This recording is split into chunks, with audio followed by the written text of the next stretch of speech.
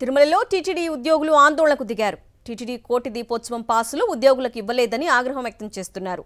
దీపోత్సవం పాసులను TTD అధికారులు, డైరెక్టర్లు అమ్ముకున్నారని ఆరోపిస్తూ ఏడీ బిల్డింగ్లో ఉద్యోగులు నిరసనకు దిగారు. 1500 పాసులు ఇస్తామని చెప్పి కేవలం 20 మంది ఉద్యోగులకు పాసులు ఇచ్చారంటూ డిప్యూటీ ఈవో ఆనందరాజుపై ఆగ్రహం వ్యక్తం చేశారు.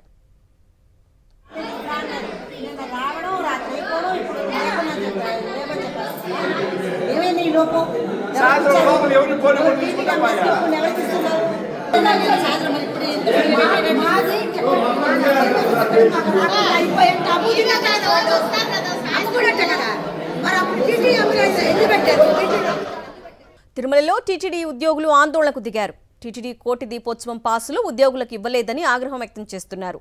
దీపోత్సవం పాసులను టీటీడీ అధికారులు, డైరెక్టర్లు అమ్ముకున్నారని ఆరోపిస్తూ ఏడీ బిల్డింగ్లో ఉద్యోగులు నిరసనకు దిగారు. 1500 పాసులు ఇస్తామని చెప్పి కేవలం 20 మంది ఉద్యోగులకు పాసులు ఇచ్చారంటూ డిప్యూటీ ఈవో ఆనందరాజుపై ఆగ్రహం వ్యక్తం చేశారు.